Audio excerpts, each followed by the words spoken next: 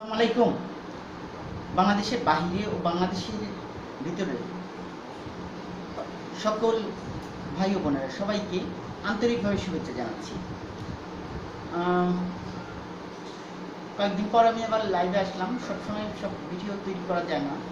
যে পরিস্থিতি আর যে অরাজকতার মধ্যে থেকে আমরা বের হয়ে আসলাম, স্রষ্টার জন্য আমরা সবসময় দোয়া করব।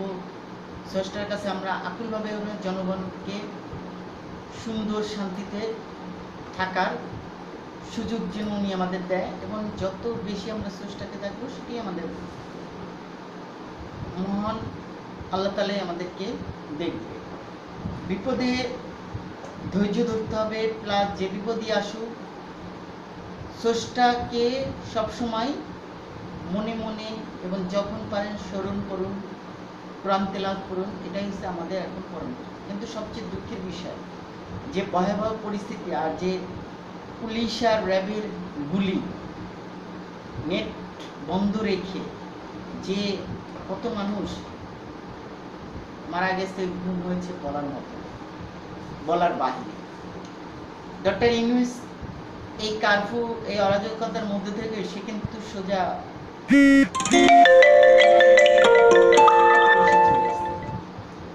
তাহলে বোঝা যাচ্ছে কি তার কাছে কোনো না, কারণ পেয়েছে তাকে অলিম্পিক বিশ্বকাপ খেলার আমন্ত্রণ জানাচ্ছে, সে সেখানে যাচ্ছে এবং প্যারিসের প্রেসিডেন্ট যে তার সাথেও তার ভালো থাকে। আর সবচেয়ে দুঃখের বিষয় হচ্ছে যেখানেই বা যা ঘটে বা ইয়াতে আমাদের দেশের কিছু সম্পদ কিন্তু নষ্ট হয়ে গেছে। দেশের সম্পদ এটা এভাবে নষ্ট করা উচিত, কিন্তু এটা কি শিক্ষার্থী ভাই বোন না, এটা হচ্ছে কিছু দুষ্কৃতিকারী। এখানে বর্তমানে আমাদের সমাজে বা অনেকে অনেক কথা বলছে, অনেকে ইউটিউব চ্যানেলে ভিডিও করছে, আবার অনেকের কাছে আমি বলবো আপনারা যারা ফেসবুক লাইভে ঢুকতে পারছেন না তারা ভিপিএন এটা অন করে আপনারা ফেসবুক লাইভে ঢুকতে পারেন, কারণ ফেসবুকে এখন সরাসরি ঢোকা যাচ্ছে না। আল্লাহর রহমতে অনেক জায়গায় এখনো নেটের কিছুটা ডিস্টার্ব আছে, তারপরে এসে কিন্তু আমাদের ডিজিটাল বাংলাদেশ থেকে স্মার্ট বাংলাদেশে রূপান্তরিত হচ্ছে। সেসবে এই ধরনের সমস্যা তো হবেই, সব কিছু সরকারের হাতে। তারপরে এর মধ্যে যে আমরা বেঁচে থাকতেছি, খাচ্ছি দাচ্ছি সেটা, কিন্তু যারা মারা গেছে, যে ভাই যে বোন, শুধু শিক্ষার্থী মারা যায়, রিক্সা চালকও মারা গেছে, শিশু বাচ্চাও মারা গেছে। যাত্রাবাড়ির একটি শিশুর খবর শুনলাম গতিয়াতে, এটা দেখার পর অনেক কাঁদলো। সে বারান্দায় খেলতেছিল, শিশু বাচ্চা তো কোনো অপরাধ করে না।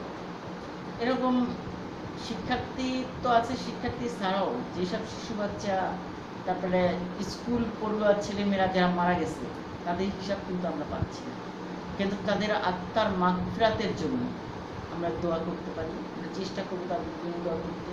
তারা শহীদ হয়েছে, আর সবচেয়ে দেশের পরিস্থিতি আরও যাতে ভালো হয় এবং স্বাভাবিক হয়ে যায়।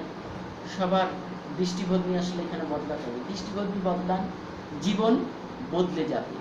আপনি যদি দৃষ্টিভঙ্গি বদলাতে পারেন তাহলেই সব সম্ভব। আর এই জন্যই আপনাকে এগিয়ে আসতে হবে। দৃষ্টিভঙ্গি বদলান, জীবন বদলে যাবে। সে লক্ষ্যে আমাদেরকে এখন কাজ করতে হবে। যত বিপদ আসুক, যত যাই হোক, স্রষ্টার প্রতি ধৈর্য ধরতে হবে এবং স্রষ্টাকে স্মরণ করতে হবে। স্রষ্টাই, এবং শুধু তাই না, বিপদে আপদে না, সবসময় স্রষ্টাকে সন্তুষ্ট করবে, সৃষ্টির সেবায় কাজ করার চেষ্টা করবে। কোয়ান্টাম ফাউন্ডেশন কিন্তু যত বিপদ আপদ হোক তারা কিন্তু সৃষ্টির সেবায় কাজ করে, প্রোগ্রাম করে, কোনো তো সমস্যা হচ্ছে না। বুঝলি, দৃষ্টিভঙ্গি বদলান, দৃষ্টিভঙ্গি বদলালেই কিন্তু সব সম্ভব। কোয়ান্টাম ল্যাব কিন্তু খোলা আছে, 24 ঘন্টায় খোলা আছে। গাড়িগুলো বেরোতে পারছে না, পরিস্থিতি আরও যদি স্বাভাবিক হয় তাহলে বেরোতে পারবেন। রক্তদান কর্মসূচিতে আপনারা অংশগ্রহণ করবেন।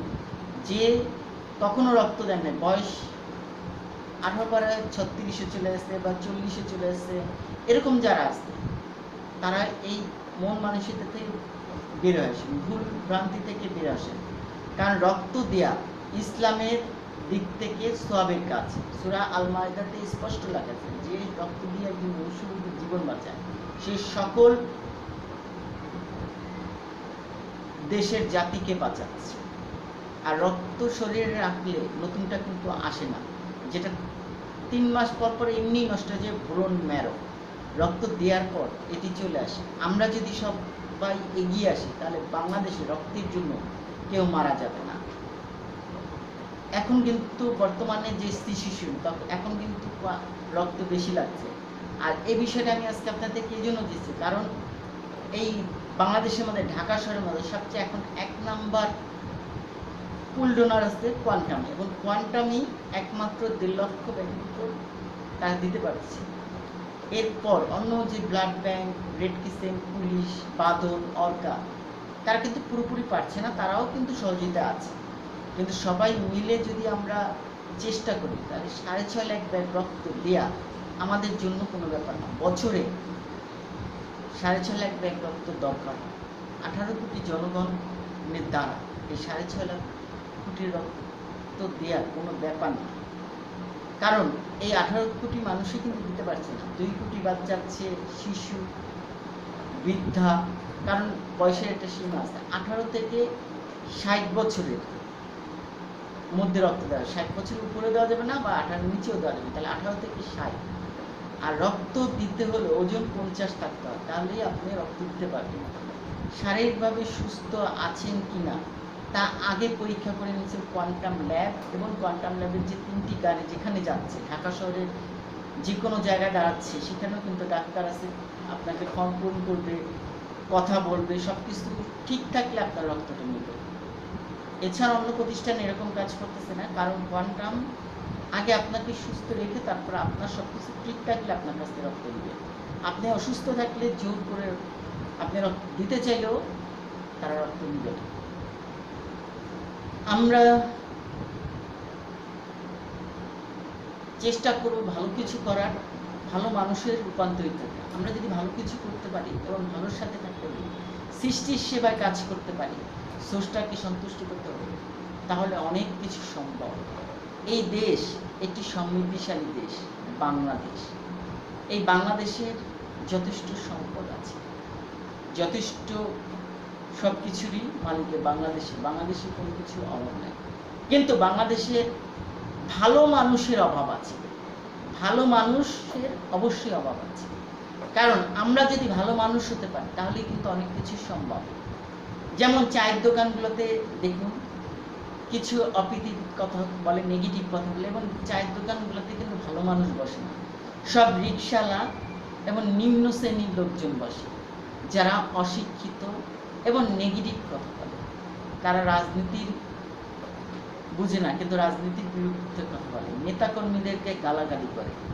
এই চায়ের দোকানে কিন্তু অনেক অপকর্ম হয়, খারাপ হয়। সেসব চায়ের দোকানটা আসলে কিন্তু সমাজে কেউ কিন্তু এটা পছন্দ করে না। হ্যাঁ, যারা শিক্ষিত ভালো বা যারা চায়ের দোকানে গেলেও সিগারেট খায়, কিন্তু এই সিগারেটটাকেও না বলা উচিত।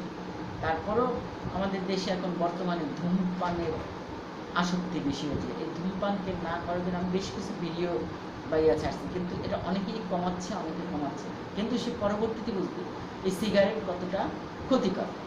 আজ আমি এই ধরনের কথা, সবাই ইউটিউব চ্যানেল আসে সব ধরনের সব কথা বলবো, কিন্তু আমি আজকে কিছু ভালো এবং শিক্ষামূলক কথা বলবো।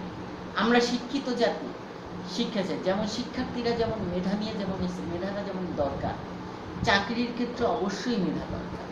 মেধা যাচাই করেই সে চাকরিতে যাওয়াটা উচিত। ওটা পদ্ধতি গেলে এটা সরকার, মন্ত্রী, এমপিদের হাতেই কিন্তু চলে যায়।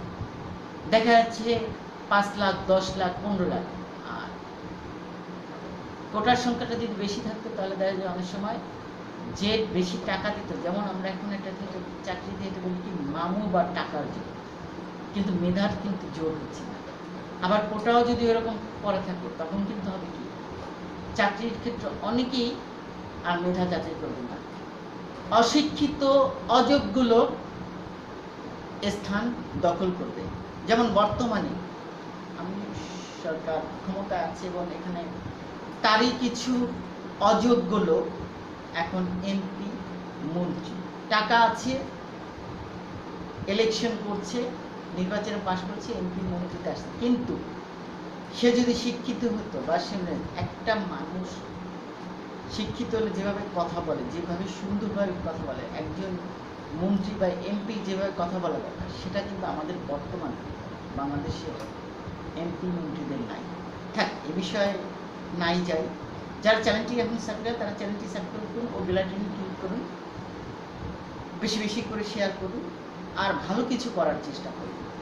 যেটা বলতে চেয়েছেন, চায়ের দোকানে তো অশিক্ষিত লোক, কিন্তু আমরা সাধারণ জাতি, আমরা যদি একটু ভালো মানুষ হতে পারি, তাহলে কিন্তু ভালো দেশ করা সম্ভব। আর ভালো দেশ হলেই স্বর্গভূমি বাংলাদেশ সম্ভব।